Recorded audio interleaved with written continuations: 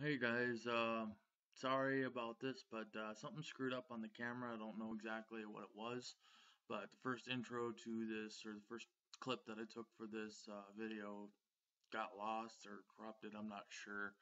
I probably screwed something up when I was transferring it over from the computer, from the camera to the computer, so apologize about that. I'm basically telling you kind of what I was going to do and everything, and where I was going to start, and you'll kind of figure that out, that it was getting...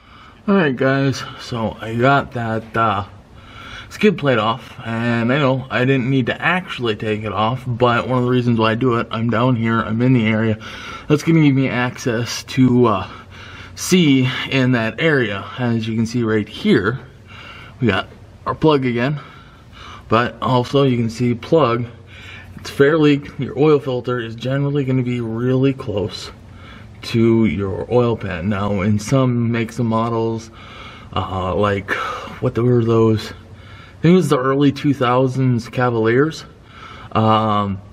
they had them in a stupid location way up on top of the engine. Some of the other modern ones, like some of the newer Cobalts, a couple of the Volkswagens, probably some of those other ones like Volvo, I can't think of all of them right now, but they might run cartridge filters instead of your old style cans.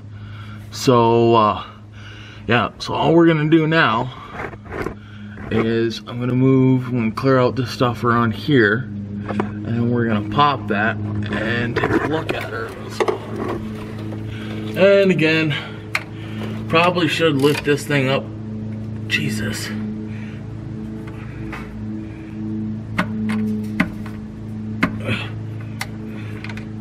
That's exactly what I'm talking about. Too damn tight. And this is the plug, so I can't imagine what the filter is going to be like.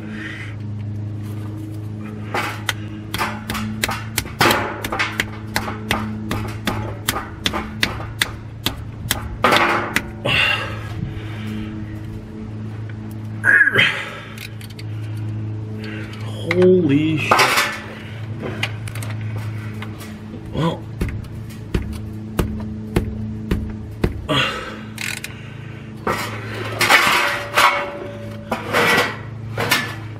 there we go. That's too damn tight. Okay, so now we got her broken loose. Here's another little thing.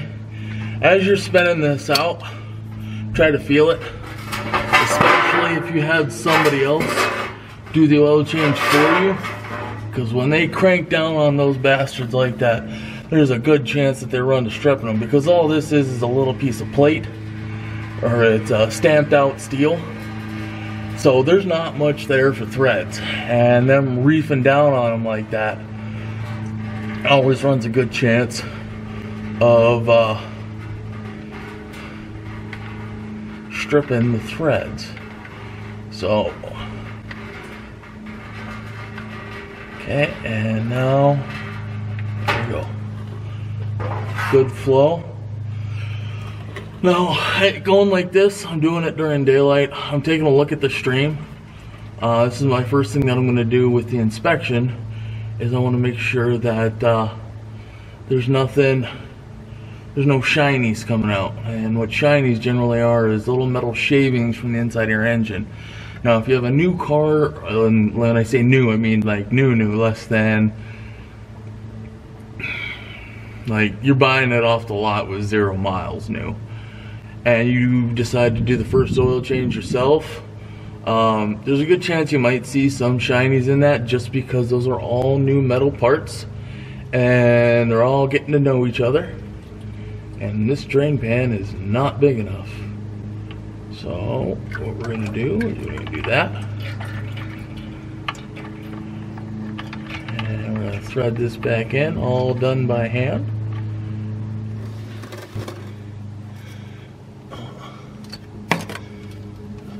I know normally I should be wearing these gloves all the time, but I don't feel like I get enough grip out of them, especially when I'm turning nuts and bolts. So generally don't wear them, but as I'm getting older, I realize that I probably should take better care of myself. So even though I'm not doing this on a daily basis, I'm not being exposed to it on a daily basis, your skin will absorb shit that it gets on it, and oil is one of them. So again, to each their own, but I recommend wearing gloves as much as you can when you can. I did have noticed something interesting. I will try to show that to you when we get to that point, but you'll have to stay tuned. Now I'm looking at the drain plug. I would try and get in frame for you, but I'm underneath the vehicle here. Threads look pretty good. Not too much damage to them. They felt fine coming in and out. Some vehicle manufacturers recommend that you need to swap out your plug every so many changes. I don't think that's really necessary. But what I'm going to do right now is I'm just going to let that drizzle out, because the last little bit that gets out of it's probably the dirtiest. That's probably where it's going to have a lot of your sludge, which sludge is just really gummy oil, almost like a grease. And I personally think at like 100,000 miles you should do what I know is a flush. And what a flush is you do an oil change and you put fresh fluid in it, and you go and you drive it, and you probably put 300-400 miles on it. At least around here, where I live, we drive a lot to get anywhere. So like if you're in an inner city, it's probably better to calculate it in hours of runtime versus miles of runtime. And I would say if you're in a big city where you got a lot of stop and go traffic, not a whole lot of miles, I'd say 8 to 20 hours of driving around town should be sufficient. And what that does is it's going to take that new oil, and that new oil is going to go through and clean everything. The reason why it's going to clean everything is they have detergents in the oil that help pick up dirt, grime, and crap, and it's going to basically dirty your oil up real quick, fast, in a hurry. And do that, and then after you know, that 300-400 mile mark, or that 8 to 20 hours of driving, again depending on the type of driving you're doing, you go and you do another oil change, and at that you reset your, you know, to me 3 months, 5,000 miles, whichever it is. That's kind of the rule I go by. And you can kind of see how quickly that was flowing. Like I said, I drove this a little bit earlier before we started this, and then I let it cool down a little bit so I didn't burn the crap out of my hands, but getting some warmth in that oil makes it flow a lot better. So I'm thinking that's good enough. I ain't too worried about sludge on. So now that we know that thing was tightened down as all hell, I'm willing to bet that this SOB is going to be tighter than hell too. Of course it is. So with that being said, this is where your oil wrench or crescent, not crescent, channel locks, there we go, channel locks, those can work, but granted, you go to do that, you got to make sure you actually get it off. So what we're going to do is, since that was good enough, we're going to take this and just click, click, yep. We're going to only go wrist tight on German torque scale. And I'm going to go get this thing off. I'm going to fight this probably for a little while. No sense in you guys having to watch me suffer through that, but I'll tell you what I did when we get back to it. So now I said when we got back, I'd show you the oil filter and kind of what to do there, but I actually thought it'd be a good idea to show you that you don't necessarily need an oil wrench. I'm going to show you what I'm going to use to take off that overly tightened bastard. So first up, I'm going to try these channel locks. Actually, I don't think I'll be able to use these. I don't think they'll go big enough. So plan B. But on a car, a set of regular hand channel locks should do just fine. Now, if the next option doesn't work, I'm gonna have to grab my big set of these, which are probably about 3 feet long, and I paid way too much money for. But that was the big set of those is option C. This chain wrench is plan B. Loop it around,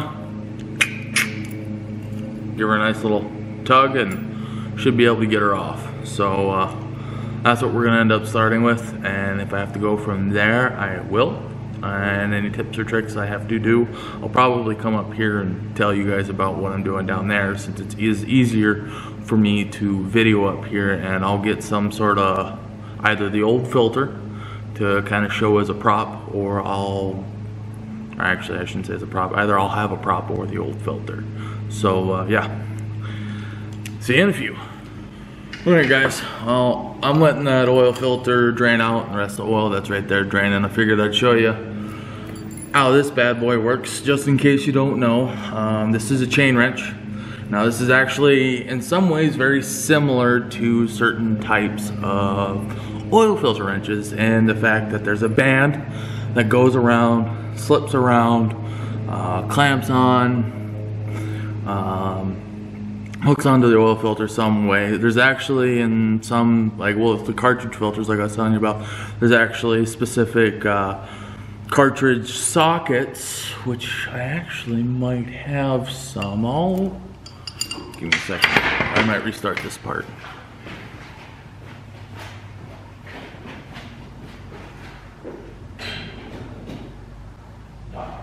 Never mind. They're right where I left them. Alright, we are back. Okay, so oil filter wrench set actually look a lot like sockets, because on the cap for the cartridge filter there's an actual kind of plastic nut looking thing that these go over, and you can pick these up. They're generally 3/8 drive, at least the ones that I've seen. Maybe on some really large equipment, might be 1/2 inch, but I doubt it. Because I think if you're having to use 1/2 inch to get an oil filter off, you're doing something seriously wrong. But yeah, you put these on, use your wrench, break her loose. That's an oil filter wrench. I call it an oil filter socket because it's more like a socket, and the wrenches are more like a band or something like that, kind of like this bad boy. Now again, this is going to be opposite of you. I'm going to do it like I'm actually under there and trying to screw this thing off. So get your wrench up there, got the band, you pull the band, and as soon as those teeth kind of want to, my third and fourth hand, as soon as those teeth kind of want to lay out, this is actually going to work out really well. You can see how it's got those teeth. That'll bite in, and it's going to put the pressure there. Now, doing one of these is you're going to crush that filter a little bit. I was actually surprised that wasn't on as tight as I thought it was. Now, if you have this, and for whatever reason it's in between these pegs right here, and there's too much slot, maybe there's not enough room for you, one of the things that you can do is you can find a filler. And that's what that kind of groove right there, that's what I've found it's good to use for. And depending on what you're trying to do, you can fill that gap. You can fill it there, you can throw it off to the side. You can throw anything in this space here to help fill it up and already start putting tension on it. Like, come on, work with me, hold on, give me a second here. Kind of like so. You can fill that gap up, and now you don't have as much play before it actually engages and starting exerting torque on the filter that you're trying to take off. So there's your little tidbit trick with these bad boys. So that should be done. We're gonna go back down there.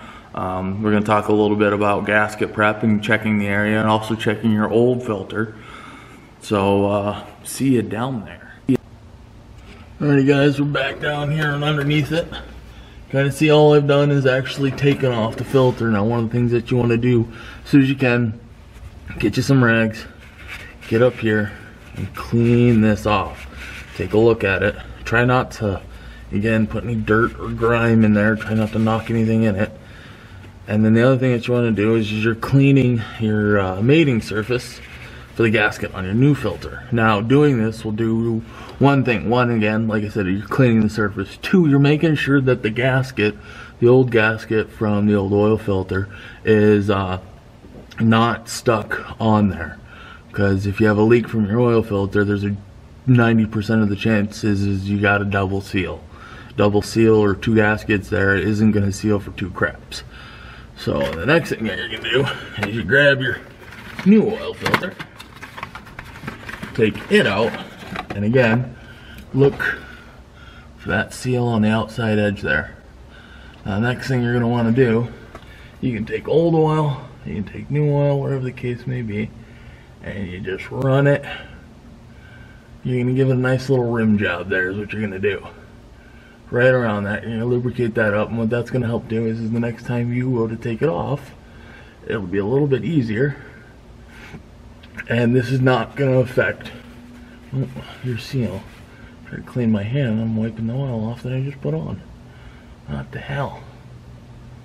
You'd think by the amount of times that I've done this that I wouldn't make mistakes like that, but whatever. So now we got that, I'm going to take her up. And again, this is something that should be done by hand. And this is also one of those scenarios like I was talking about earlier where depending on your make and model, you may not be able to see the filter and it going on. So being able to feel with your hands and feel when those threads actually catch, you'll be able to save yourself some trouble. Now I'm starting to get tight, and just do this, just by hand. That's it. You shouldn't have to do more than that. Click. It's good and tight. We're going to clean this area up a little bit here. And double check. Make sure this is snugged up. Yep, she's snugged. So now I'll get all this stuff out of the way and I'll show you what I discovered earlier, which I guess will be another video in the future, probably the next time I do an oil change, because I'm not too worried about it right now, but I have to remember. My memory's shit. Alrighty guys, so you kind of see that, maybe, right there. See how it's all wet around that area? That's what I found earlier. Oh, let me move the flashlight so you can see. It's all wet around there. So what that tells me is the gasket that's in that spot has failed. Or is starting to fail. And that might be part of the reason why I was down on my oil compared to what it should have been. Now, I've done these before, and I currently don't have the supplies in my shop to fix them, or fix it. So the next time I do an oil change, this isn't that bad, I'll do it at that point. Or if it fails between then and now, I'll know exactly what it is, and I'll have to go spend all the money for another oil change and spend the stuff on a gasket maker, because it's not uncommon for, I guess, these GMs to have an oil pan sealing issue. So if you got one and you got that 6.6, it's happened both on, this one's a 14 and I had a 15 before this. You guys are been on with my channel for a little while, you probably watched the video on me deleting my 15. So yeah, but I had to do the same thing on that one as I did on this one. But another thing that I forgot to show you, I did it in between real fast, is and I don't remember where I picked up this trick, and I don't remember the logic, but to me, this is my logic behind it now when I think about it, is I pre-filled the oil filter with brand new oil. And the reason why I do that is instead of having your new oil that you put in through the top go through the system and then go through the oil filter and fill up the oil filter, pre-filling the oil filter means it's got fresh, clean oil in it, and as soon as that shoots out, it's going to start collecting any dirt, grime, and bullshit and those passages going back to the oil pan or going to the motor. So that's my logic behind it. And I figure while I'm doing this whole freehand thing, hopefully none of y'all get motion sick, I'll show you the oil filter and show you right there. Kind of see it. It crushed. Now, when you take your oil filter off, it's better for you to take it off up here, because in that area it's got ridges. Ridges are going to be stronger than on the smooth part of the oil filter. So if you can get your band wrench or your oil wrench or your chain wrench, whatever you're going to use on this part's going to be stronger and less likely to crush and tear, and probably make it a bit easier for you to spin it off. Now what we're going to do is I'm going to fill her up. I know right off the bat that my truck probably takes anywhere from 10 to 12 quarts of oil. So I got, oh crap, there goes the coffee. I got 2 1-gallons. I'm going to throw in there, that's 8 quarts. I'm get it in there. I'll fire it up. I'll throw you guys underneath there so you can watch and see whether or not there's a leak and whether or not I know what I'm talking about. So yeah, see you then. Alright, I know it's going to be kind of hard for you guys to see over there, but what we're going to do here is I'm going to show you a little trick your old dad taught me a long time ago. When you don't have a funnel and you want to use any or pour in any type of fluid and anything you can think of with oil, antifreeze, windshield washer fluid, things along those lines, with these types of jugs, what you can do is, instead of pouring it like you normally would, turn it to its side, and you have a lot more control.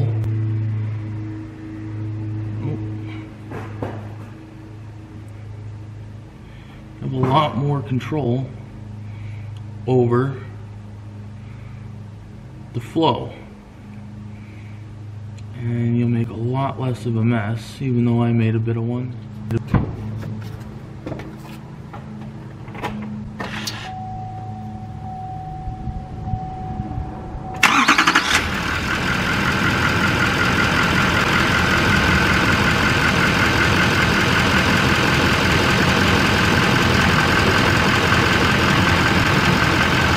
Yep, fire her up, everything seems to be holding.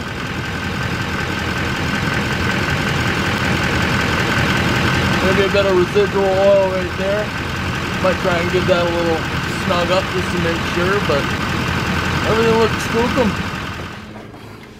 Next things next is check the oil on the dipstick and top her off according to that. Now keep in mind, when you do that, you don't want to fill it all the way to the full level, because you still have oil coating the sides of the cylinders, in the engine, and in the oil pan, stuff like that. So you're going to want to, I usually give myself about a half quart of leeway when dealing with that kind of gap. So I got 1 more quart left that I bought, and then if I need to, I have another quart sitting on the shelf for my last oil change.